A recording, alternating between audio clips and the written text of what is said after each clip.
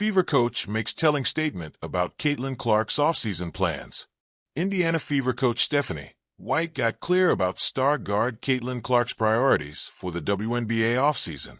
With the Indiana Fever's 2025 season having come to an end with a tough WNBA Semifinals loss to the Las Vegas Aces on September 30th, the team's focus now shifts to this offseason. This is going to be the most pivotal winter in WNBA history, as the league's landscape is set to undergo a massive shift as a result of the current collective bargaining agreement, CBA, coming to an end later this month. With a new CBA on the horizon, every WNBA veteran made their contracts expire after the 2025 season so that they could sign a new deal with the CBA in mind, given that it's expected to drastically increase their salaries. However, the Fever have other things on their mind in addition to free agents. The most notable is how they can ensure that superstar guard Caitlin Clark stays healthy and ready to compete once the 2026 season rolls around, given that 2025 was essentially a lost year for number 22 because she only played in 13 games due to injury.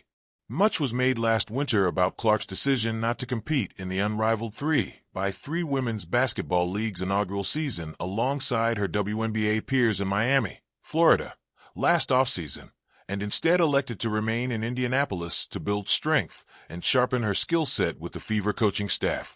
In hindsight, this decision didn't work out, given that Clark's various soft tissue injuries suggest that she was overworked heading into the season.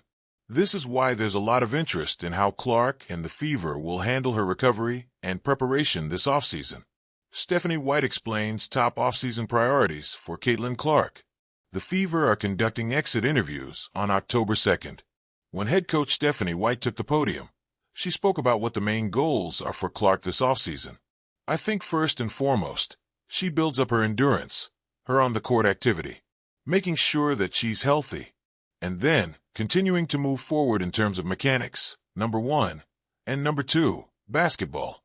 White said when asked about Clark's offseason plan, per a video from the Fever's YouTube account, she's got to, at some point in this offseason, play 5-on-5. It's going to have been a long time since she has. And so how we get that together, we'll have to see. White added of Clark. But once she's feeling good from a movement standpoint, from a soreness standpoint, and then building back that endurance on the floor without losing some of those mechanical tweaks and mechanical improvements, then we'll start building back up. It's a long offseason, and she has had a long, long year from this point, so it will be baby steps.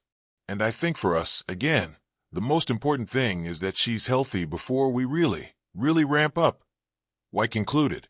White mentioning Clark moving forward with her mechanics is interesting, if only because Clark had a subpar shooting season when she was healthy. But the most intriguing part of this is that White said Clark is going to have to play 5-on-5 at some point. Could that be in some external league? Or will the Fever just set up games for her in their own facility?